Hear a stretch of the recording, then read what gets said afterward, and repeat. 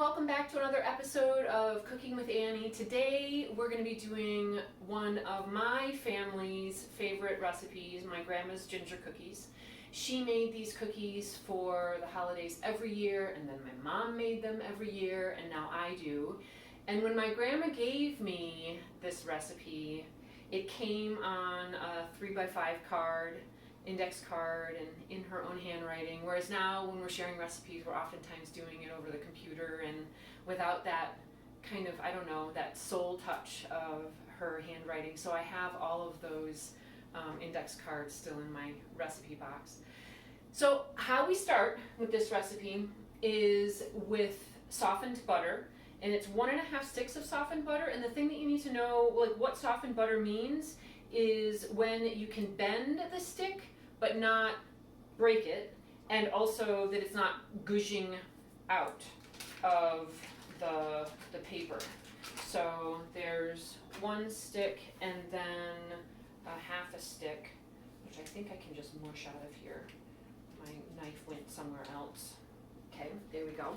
And then we're gonna mush that with a cup of brown sugar, light brown sugar. Now, this recipe is on the blog, homewithannie.com, and it's also in the Red Book. So just in case you want other recipes along with this one, this makes a good Christmas gift.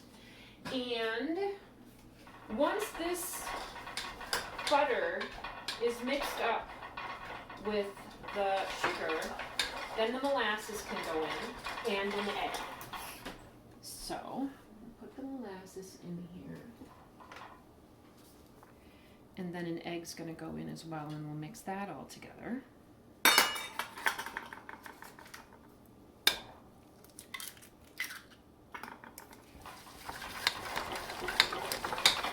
Now, the other thing that I like to put in this cookie recipe is crystallized ginger.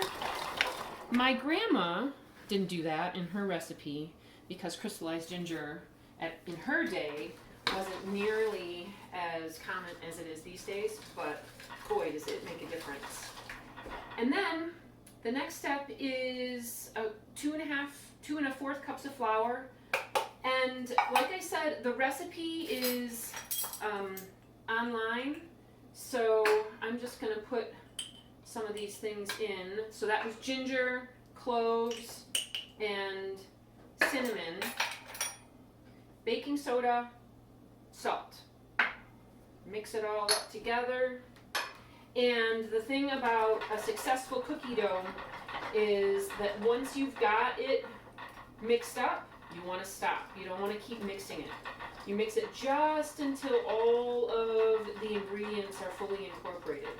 Now the other thing that I'll oftentimes do if we don't have a lot of other chocolate desserts going on is I will definitely put chocolate, either chocolate chips or chocolate chunks into this recipe. All right, then next is the rolling of the dough into balls. So I oftentimes, to get everything a little uniform, will take a little scooper. Now I'm using a special kind of sugar that is called sanding sugar, and it doesn't melt in the same way as regular granulated sugar, and you can totally use granulated sugar as well. It's just that I really like, especially this time of year, how it stays kind of sparkly and shiny. So you roll this dough into a ball, you tuck it into the sugar, and then onto the pan it goes. Repeat as you go along. And then once I've got this process complete, I will bake these at 350 until they're done. And once they're ready, I'll come back to you and show you the finished product. All right, so one last thing I want to show you before the cookies come out of the oven is that in this time frame, like normally in non-COVID times, to make several batches of cookies would be no big deal. In the time of we're not having a bunch of people over at our house and it's only us and maybe one or two other people going to be eating an entire batch of cookies, one thing to manage the sugar intake and have it just be a treat, not a situation, is to freeze it. And one way to do that is to create a log like I've just done. Roll it to one side of this plastic wrap, right? And if you don't want it to be quite that thick, you can, press it out. And then roll this up, and then you twist both ends, freeze it flat like this.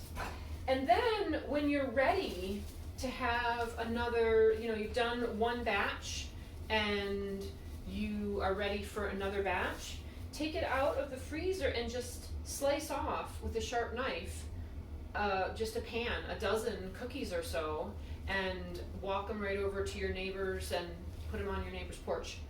And then, repeat as necessary.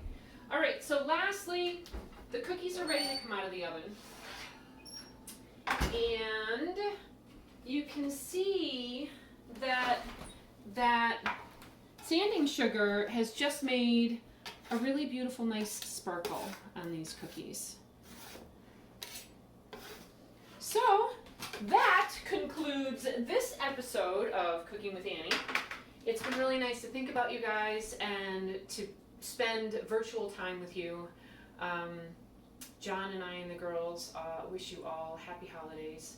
And until next time, be safe, be kind, be well.